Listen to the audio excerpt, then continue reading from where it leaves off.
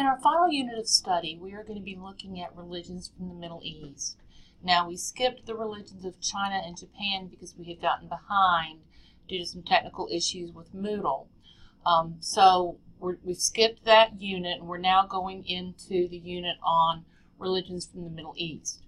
We're starting with a religion that some of you may have not even heard about before, called Zoroastrianism. It is not the religion of a person in a black hat with a black cape and a sword going around yelling, Zorro!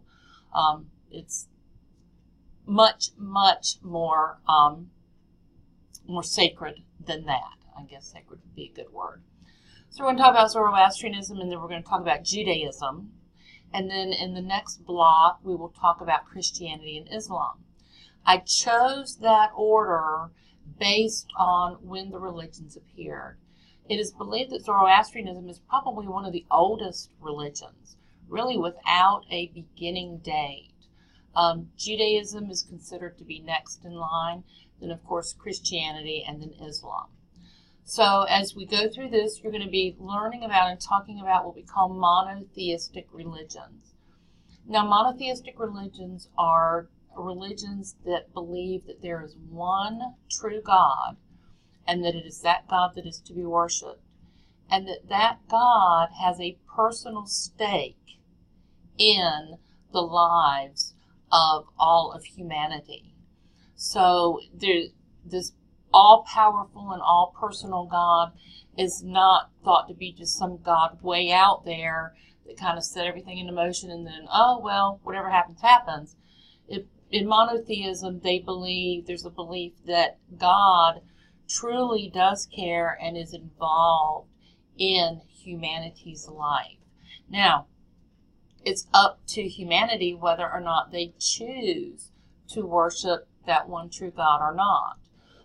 So in all of these religions, there is this idea of having a sense of free will.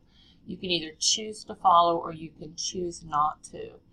But of course, with following comes rewards. With not following comes consequences. So I hope you enjoyed this unit on religions of the Middle East, particularly those of monotheistic religions.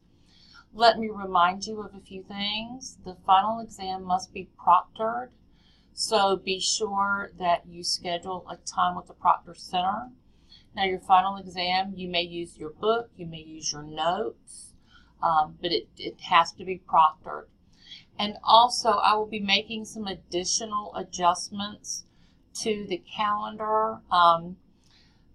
Thank you to a student who came in to ask about essay number 3 today.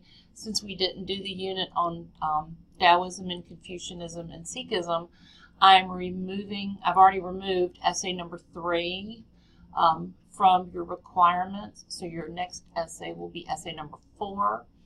And I'll be making some other adjustments to the course calendar. Once I do that, I will send out an announcement including the updated course calendar and any other information.